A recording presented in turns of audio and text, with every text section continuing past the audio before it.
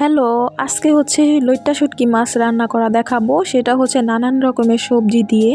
তার মধ্যে রয়েছে বেগুন, তারপর আলু, কুমড়োর ডাঁটা আরও অনেক নানান রকমের সবজি।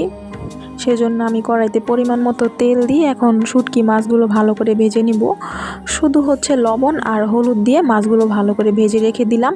এখন আরেকটি কড়াইতে আমি পরিমাণ মতো সয়াবিন তেল দিয়ে এখানে পেঁয়াজ, রসুন আর কাঁচামরিচ কুচি ভালো করে হচ্ছে ভেজে নিব। এখন আমি সাথে সাথে দিয়ে দিলাম হচ্ছে পরিমাণ মতো লবণ দিয়ে পেঁয়াজগুলো হচ্ছে লাল লাল করে আমি ভালো করে ভেজে নিব। ওই ভাজা অবস্থায় আমি আলুগুলা দিয়ে দিলাম, যেহেতু আলু সিদ্ধ হতে একটু বেশি সময় লাগে।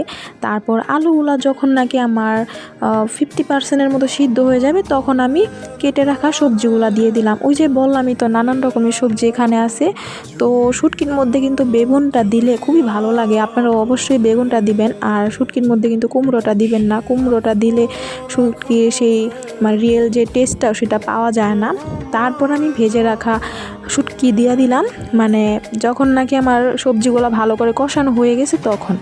এখন আমি গুঁড়ো মশলা দিয়ে দিব, সেখানে হলুদ আর শুধু মরিচের গুঁড়াই দিয়ে দিলাম। অনেকে কিন্তু আবার আদা আর রসুন বাটা দেয়, কিন্তু আমি দিইনি। আমি শুধু হচ্ছে রসুনটা আস্তাই দিয়েছি, ওইটাই দিলে বেশি বেস্ট লাগে খেতে। আপনারা এভাবে রান্না করে খেয়ে দেখবেন, খুবই ভালো লাগে। আর যেহেতু শীতকাল, আর শীতকালে তো নানান রকমের সবজি এভাবেই পাওয়া যায় খুবই সস্তা দামে, আর রান্না করে খেতেও খুবই ভালো লাগে।